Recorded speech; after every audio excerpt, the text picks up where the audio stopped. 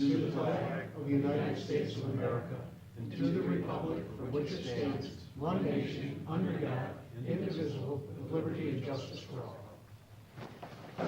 Good evening, everyone. Could we have a roll call of the board?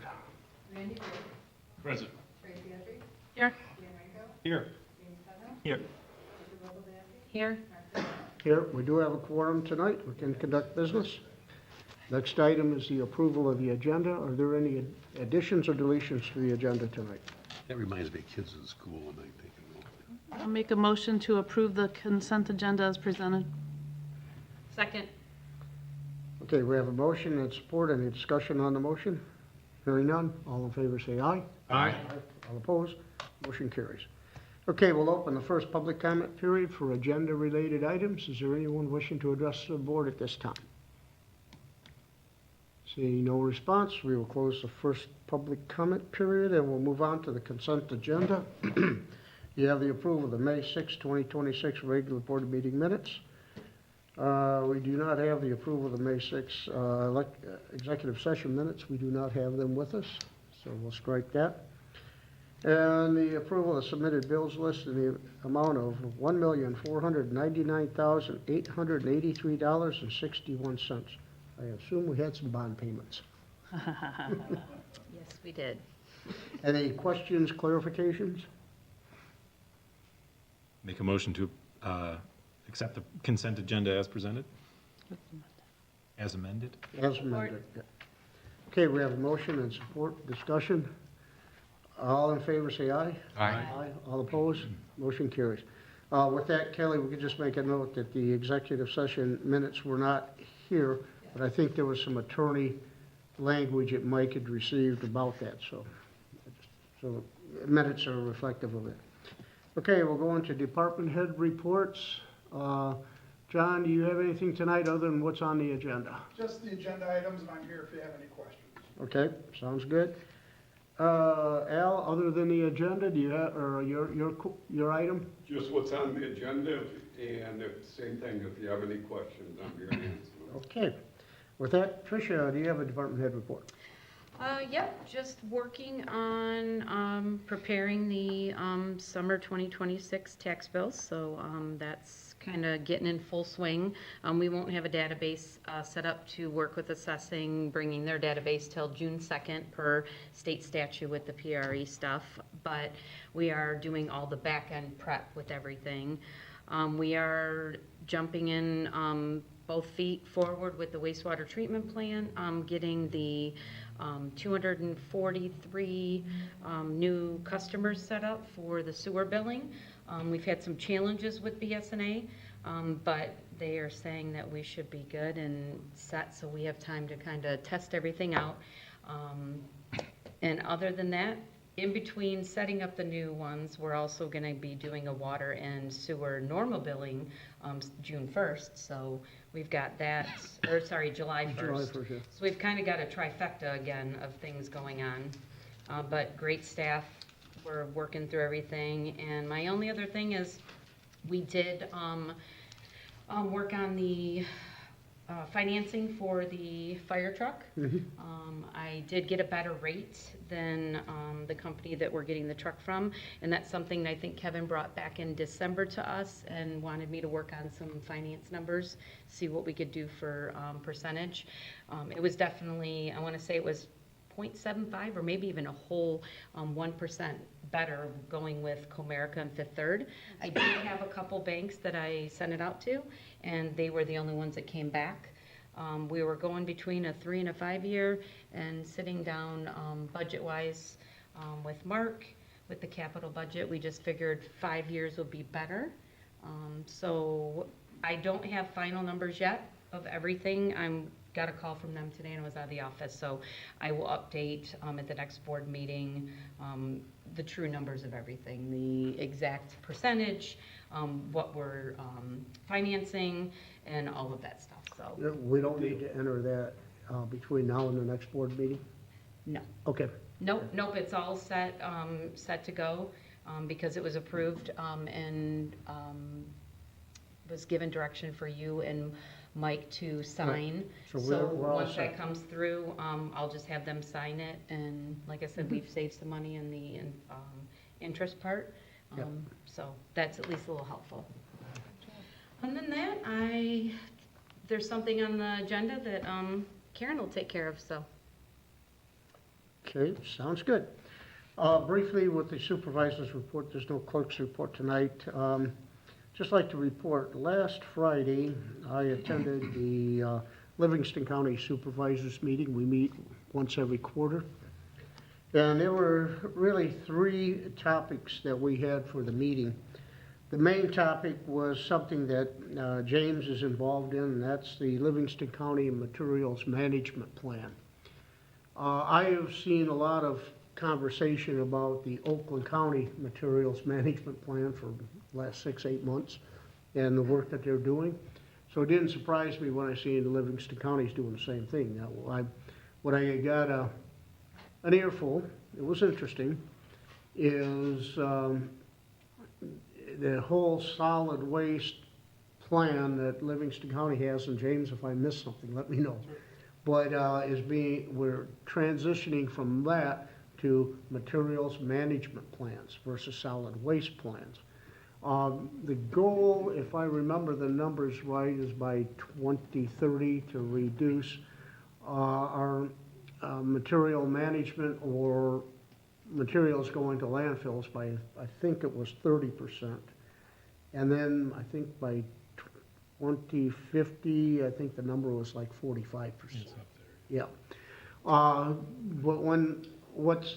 why it's important here is because this will be Livingston County's plan. It's going to require buy-in and a vote by each member township to Livingston County. So we will have to vote on this plan. But to vote on this plan, between now and then, James and anybody involved is going to be bringing a lot of information back because Livingston County is going to need that information. And this is about recycling, this is about solid waste, this is about composting. It's all encompassing, so it's going to be a pretty big endeavor. Did I capture it there right? Oh, yeah. And then just the only addition is we've got a decent amount of Eagle funds to play with to try and make whatever goals we come up with possible. And that should be continuing for at least 3 years, and then hopefully the funding will keep flowing after that. Yep. And you reminded me, the plan, the question was asked by one of the township supervisors, what if we say, no, we don't like it, we don't want it, we vote no on it, and a number of communities vote no on it? That's all right. Eagle will design the Livingston County plan. So we're going to have a plan. It's better one that we like and we have a part in developing. So just so that you're going to hear a lot about it in the next year or 2, I think it is. The other discussion, we spent a lot of time discussing the House bills that we've all been discussing in Lansing. There was a meeting last Thursday, committee meeting. There was some movement on some of the bills, but nothing that I think any of us would be interested in. I think they went from the minimum square footage of a house from 500 to 750. They moved the 1,500 square feet for a lot to 1,800 square feet for a lot, which is ridiculous. But it is still moving through committee. And as a result of that, I think I told Trish, I ended up volunteering to sit on the SEMCOG Legislative Liaison Committee. So be spending some time in Lansing as this stuff moves through. Is there still as much bipartisan support Yes. as there was? Yes, there is bipartisan support. Here's the scary thing, and I don't know if I reported on this after MTA, but there's some thoughts that it's never going to happen. That's not quite true because there is a lobby, 2 lobbies behind this, mainly the Realtors lobby and also the Home Builders lobby, or Builders lobby. And to push, because we need, and there's no doubt, we need more houses. We need more housing in the marketplace. We get it. So the idea is good, but how, the means to get there is the problem. But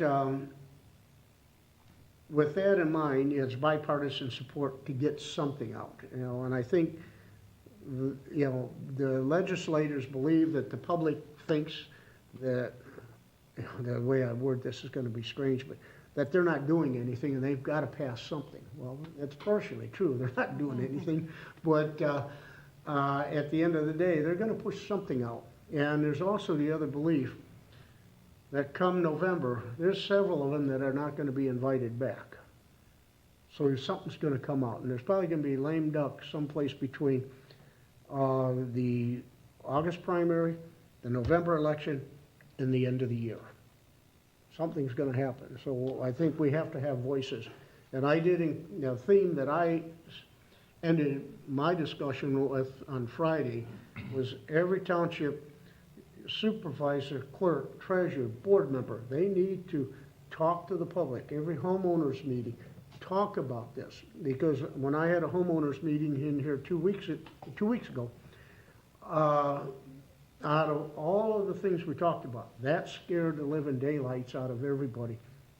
About the manufactured houses that could be in their subdivision, about the duplexes that could be in their subdivision, all by right. They didn't have a clue of this stuff, and so I think we need to communicate. We're doing a good job, but we need to communicate more, and I encourage them to communicate more. So that was the second part of our discussions, and the third part of our discussion was, as we all know, 911 dispatch. And as I said earlier, Kevin Spitzer from Genoa Township did a great job on capturing all of the discussion that went on with the last chiefs meeting.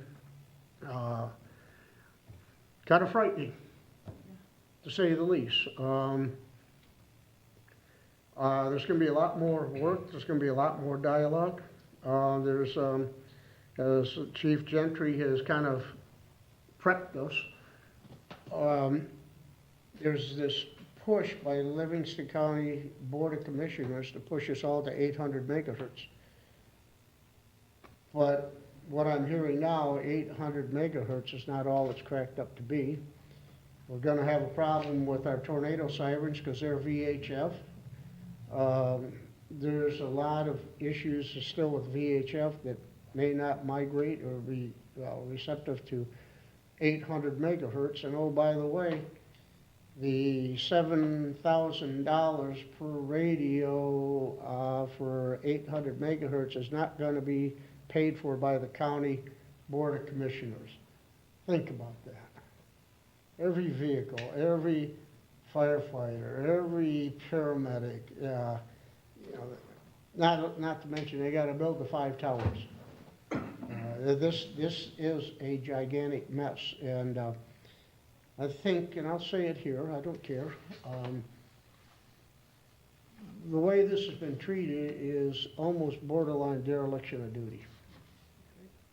And one of the things that really is irritating right now, and the number is not accurate, but each one of us pays about $1.38, $1.34 per month on our phone bill for 911. They have the ability, without having to go back to the voters, to raise that to $3. That's right. Now, I don't think I'm gonna scream, and I probably wouldn't even notice it if it went from $1.34 to $3. But that generates $7 million towards this. What's wrong with this picture? Where's the Board of Commissioners? That's the question all of us gotta start asking. The way I read it, the current $1.85 or whatever we're paying makes $7 million, right? And Oh, this if additional we increase it up to the, Then it will bring it up to then it'll bring $7 it up to million? 7 million. Okay. Yeah, and that's not gonna cover all of this. That's just part of it, so. Yeah, there's some scary times coming. So none of this is good news.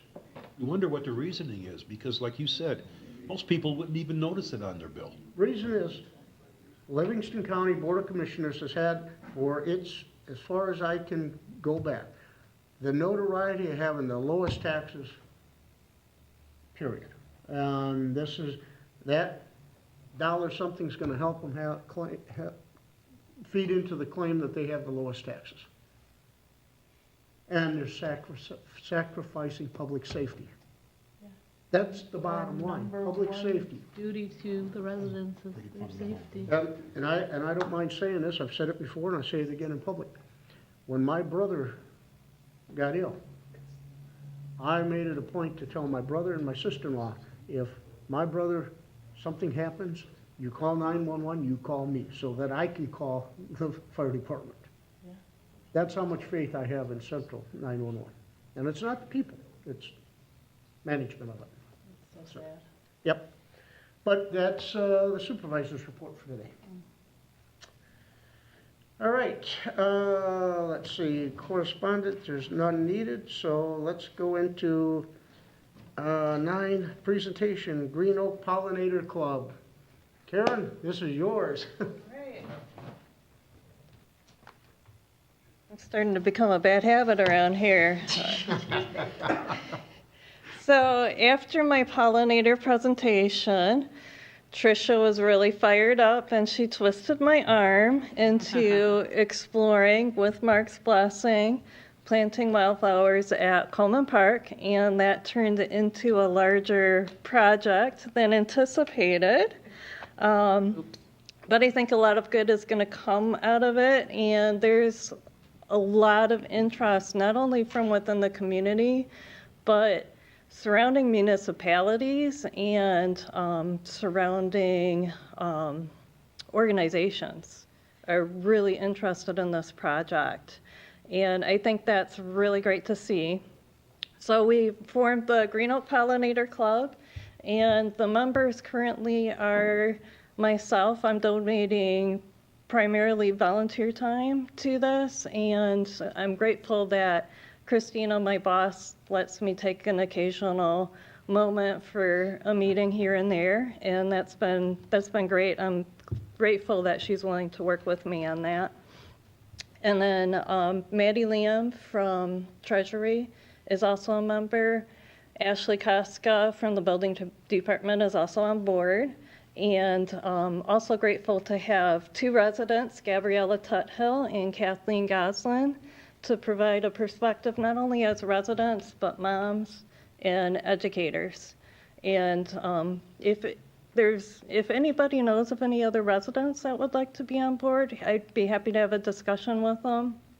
I'm also interested in finding a graphic artist that might be willing to donate some time for when we get to the point that we want to create educational signs. So everything is in the report. The improvements that we identified are removing hazardous and diseased trees and planting native replacements. Brian and his crew has done a great job at cleaning up the park so far, and there's more to be done. There's a drain area that's really bad shape. It's not a matter of if it's going to go, but when. And we want to tackle that before we do anything else as well. We would want to put in native vegetation, a bioswale around that storm area. We'll plant wildflower seeds, and then there's an old pathway that winds through the area that we want to do the wildflowers, and that would be a perfect spot for a gravel pathway that will be permeable so that rainwater can go through into the ground. And then also as part of that is educational signage relating to stormwater retention and wildflowers and pollinators. And then the memorial garden that's over by the restroom area, that's in really bad shape, so we're going to add that to our project too, to create either a rain garden or a small demonstration wildflower garden. So the great thing is SEMCOG has a grant that is developed primarily to help townships who haven't done a similar initiative to get off the ground. and they'll help us with a lot of the heavy lifting. So engineering, they'll have partners that are going to volunteer their time for that. They'll help us with concept plans, site assessments.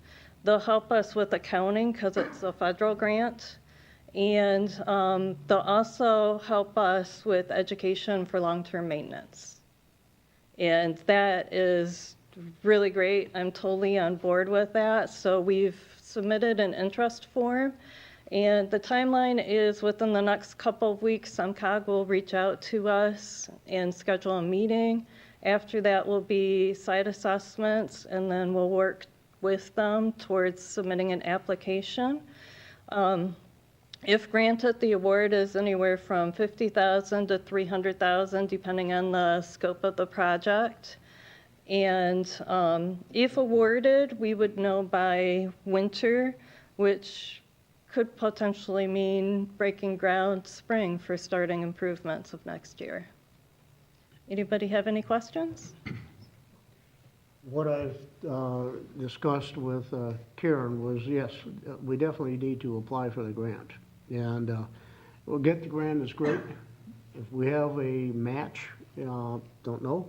We don't know until we get feedback. But because there's a certain component of this that deals with stormwater and stormwater education, that really ties into low-impact development.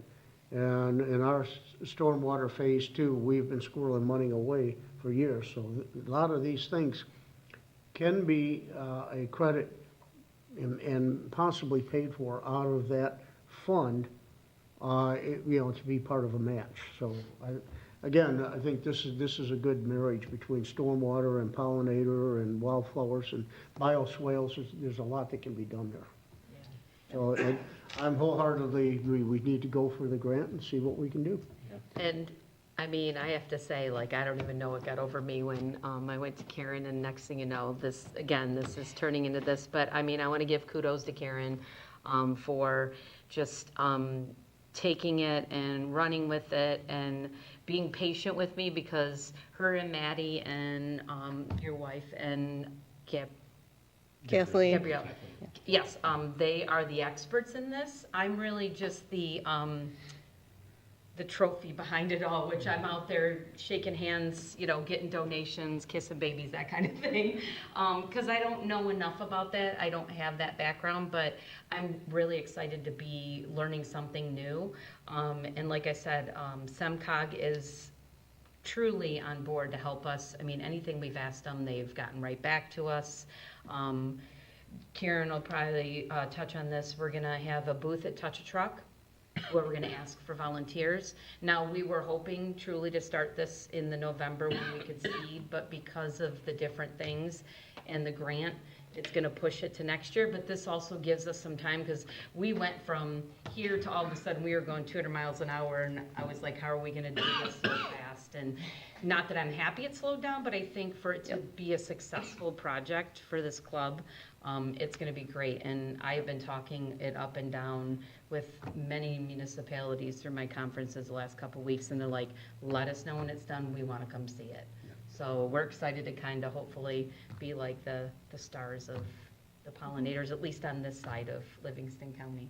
Yep. Yeah. Yeah, especially around the drain. There are some things there that we can do. I didn't really realize how bad that drain was until we started cleaning that area out. So there's a lot of things that we can still do now that will benefit, where we go with the grant and as we head down that path. And I have volunteered my time, volunteered Brian, but my time too. If I can't get our wood chipper going, then I'm gonna go run a wood chipper. We're gonna start cleaning out some of them brushy areas and getting rid of some of that stuff, and cleaning up, which only adds to where we want to go with this. Any questions for Karen? I have a neighbor that I think would be really interested in this, and she knows a lot about bees and pollination. So Okay. can I Perfect. pass on your contact information to her? Yes. Okay. Yes. We have a flyer. Karen created a Nice. new logo and a mission statement. It's kind of cool. And we can also forward that to anybody that's interested. Sounds to get perfect. involved. Forward me. Yeah. As a side note, I gotta compliment the outside of the Township Hall. Our flower garden and everything else really is starting to come alive. Yeah, Companion Gardens, that, she did step one last week with finalizing some of the cleanup and the mulch. She's got plantings going in to dress up our front entrance this weekend. We're just going to be pretty all around once You this got is it. all I done. don't think it doesn't go unnoticed. Yeah, yeah, we're already talking about the next project down the road, once we do this one, is something at Township Hall in the back. Because I know rainwater is an issue coming in through the basement, where we can maybe do something there and have a rainwater basin there. And then we have the Green Oak crater that needs to be Yes. addressed. Yep, We all know where that's at. yep, The other side of the expressway, that giant crater in front of the fire station. yep. That could use a little dress up. Yep, absolutely. That, it maybe both of those, maybe at the same time, if we can get the funding. Yeah, yeah. Good. Okay, Anybody else have anything for Karen? Thanks, Great job, Karen. thank you, Karen. okay, thanks. Okay, going on to business items, adoption of the International Fire Code, IFC 2021 edition. John, if you would come up. What do we have here? Well, good evening, ladies and gentlemen. We are currently IFC 2009. What I'm asking is that we change and go to IFC 2021. There is a 24, however, I'd like to stay one code cycle back. The main reason is 24, there are things in there that haven't been tried. The biggest being EVs and battery storage. Personally, I think it needs to get out there, get tried, and see how that works out before we adopt that. Waiting 17 years to change code is a long time. Kevin and I've been in place as the inspector since 2021, and this is one of the things that we had talked about since day one. What the plan is when the building department changes building code, the following year we'll change fire code from here on out. That's the plan, just so that we can kind of be in sync. So, Okay. does anyone have any questions of me about what's been presented and what you got in your packet? For one, I think, I didn't realize that we were still on the 2009 code. But I do remember some of the conversations back then that we've had, and yeah, instead of adopting the latest, greatest, and I think even Wayne on the building codes was always, let's wait and see how things work with the rest of the world and then ease into it. So what do you need from, just jumping ahead, I know, don't want to cut off anybody's questions, but what do you need from us? Just a motion to Just adopt? for me, in my world, it's got to be an adopted code by the township, so it just needs to be, approved by you that we're adopting it. So motion to adopt. Yeah. Need a motion? Yep, we'll need a motion. Okay. I propose a motion for the adoption of the International Fire Code IFC 2021 edition to replace the current International Fire Code IFC 2009 edition. Second? Okay, we have a motion, we have support. Discussion on the motion? Hearing none, Kelly, could we have a roll call, please? Sam Sutton, Yes. Dan Ringo, Yes. Randy Brake, Yes. Tracy Edry, Yes. Tricia Littleback. Yes. Marcy Crowe. Yes, motion passes. Code's Thank you. adopted. Thank you very much. Okay, next item is ordinance 0226, amendment chapter 38. We had this at our last meeting, I believe, for introduction. We have it tonight for adoption. Any comments, questions, clarifications? We got everything last time that we wanted. well covered. Yep. I think we more than covered this one. Tracy's ready to move. There's been no changes since it was introduced. Right. So I will make a motion for the adoption of the ordinance 02-2026 amendment, chapter 38, zoning, article 5, district regulations 38-171, accessory buildings, structures, and uses. Sorry, don't have my glasses on. Support. Okay, we have a motion and support. Discussion on the motion? Four, sorry, Cindy. Can you correct that to Article 4? My bad. Okay. With the correction, this will be another roll call vote. Dan Rico, Yes. Randy Gray, Yes. Tricia Ligglebacki, Yes. Yes. Yes. Martin Crowe. Yes, the ordinance is adopted. Okay, we'll go into building department fees updates. Evening, Al. Good evening. So mine, I believe, is a two-part plan. We try to keep on a two-year cycle on the International Code Council table for our values and our permit fees. So right now, we're on 2024, and we're looking to adopt the 2026 version, February version. Other second part is some housekeeping on some fee schedules. You have a sheet in front of you, or you should, that are updated fees with application, inspection fees. Our neighboring community, Lyon Township, updated their fees to pay the inspectors $60 per inspection. So of course, a couple of them work for me also. So they came to me and said, hey, are you gonna match? And I said, I have to bring it forward and we'll see what they say. And then it was some discussion on the land use. Right now, it's at $50, and that has been that for a number of years, and that is on the low end for neighboring communities as well. And then the other two are just some housekeeping for EV charger, and based on our extra that we would pay the inspectors, so that would go from 50 to 80 for the heat system and the mechanical, and then the EV charger 105 to 120. And you mentioned these are consistent with the neighboring communities. Yes. Yeah. Some of them are a little bit more. Northfield Township is about $15 higher. We will be equal to Lyon Township, and City of South Lyon's a little different. They're based off safe built, so they have a little different schedule.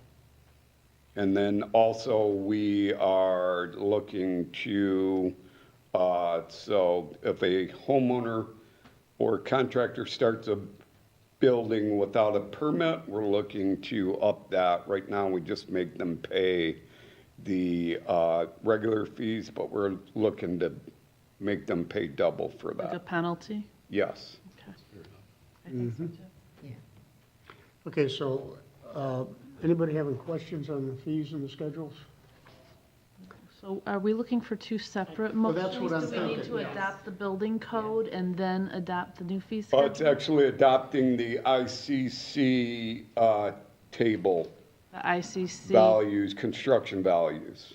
the ICC Yeah, construction values for Yeah, 2026? And it's a table, you have a copy of that in your, so it's the February 26th building valuation data. So what Tracy's getting at is, we would be adopting the ICC 2026 table.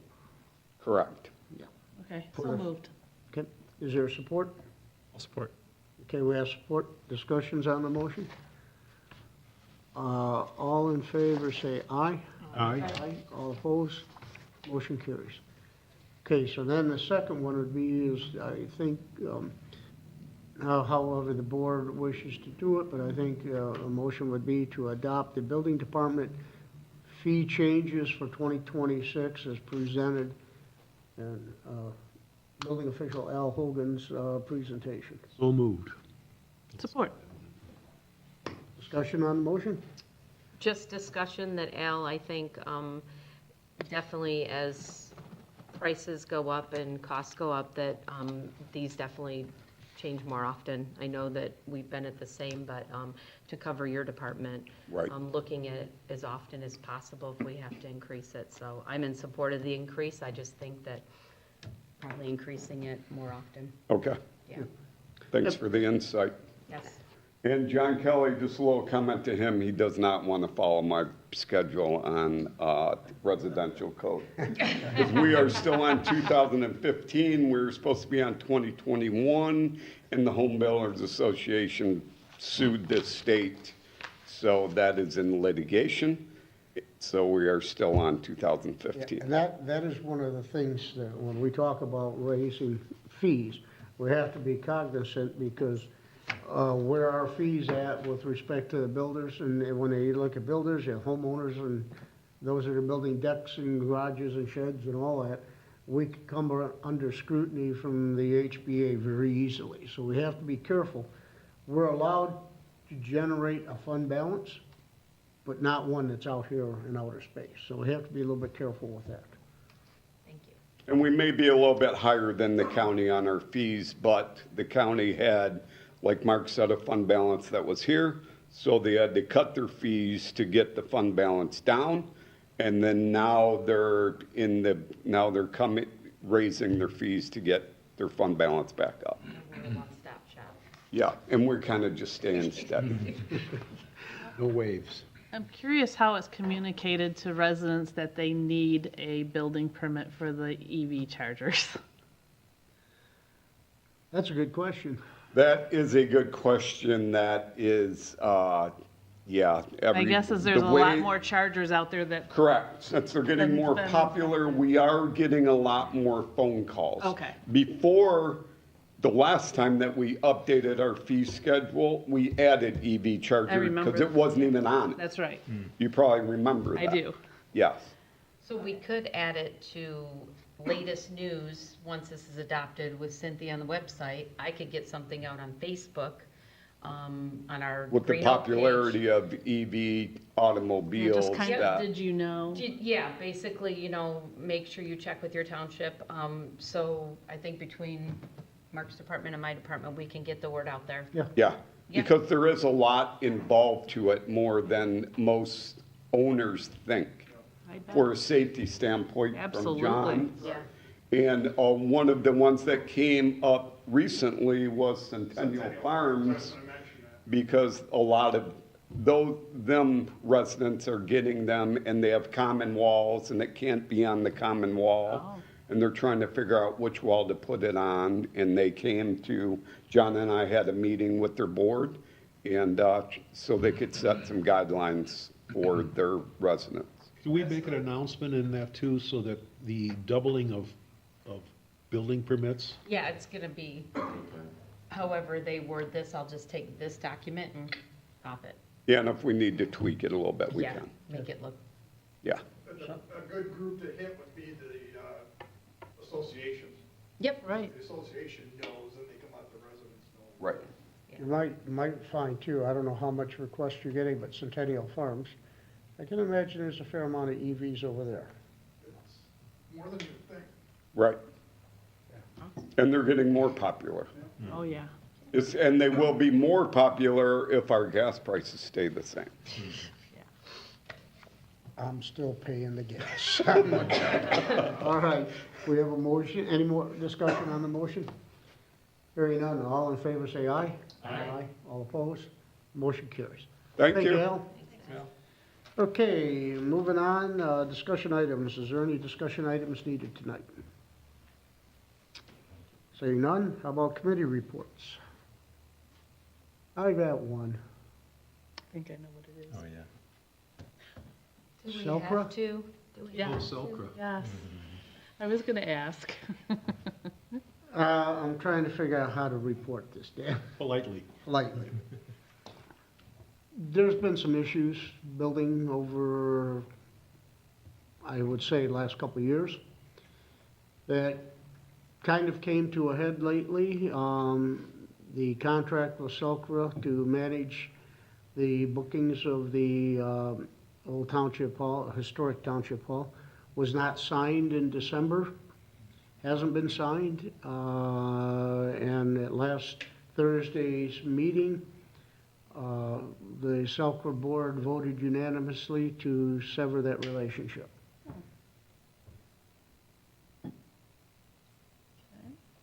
Yep. And that's Why was it not signed? a good question. By Selkra? Or by- No, not by Selkra, by the Green Oak Historic Society. They did not be able to get along. Thank you. Okay, understood. So we need It's, to get it, some it's, answers. it really stems to personalities. There was a change in the board, and that's fair to say. There was a change from the old board to the new board. It's been a struggle. I found out about the extent of the struggle fairly recently, which I was irritated to say that if this had been going on for a year or two, the struggle between everybody, why am I now hearing it a year and a half later? Exactly. And so that added to my frustration. Dan knows that at last week's Selkra board meeting, I was pretty insistent that, no, we're not doing this no more. And the loser's not Selkra. Selkra, if you know, is right up on Whitmore Lake Road now. They've got a nice building. They've got room. They can hold all the events there. They can hold all the bridal showers there, wedding showers there. They can hold all these events there. So they're not losing any money. And it was a decision made, so we made it. Now, that doesn't mean that something happens and they want to renegotiate and things change. They can always change. But yeah, that's wanted to update everybody on that. Another point to bring up that happened at the meeting too, Mark, if you don't mind, I'll mention it. We might be in line for Selkra Park to have the Oh, yeah. summer Kiwanis concert series and car shows there.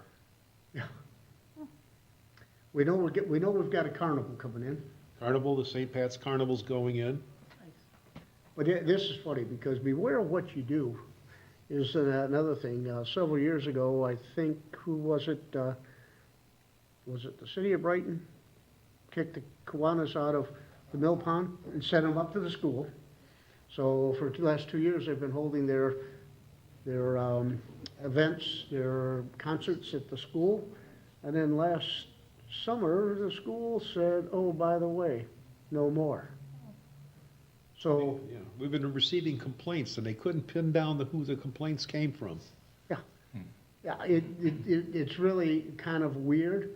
And so, now they go to Selkra, and we got Meyer Park there. With all that money we invested in the park, this is a no-brainer. So now the city of Brighton has, we believe, the communication is granted a variance to allow those type of events on that property. So guess who else is now the winner?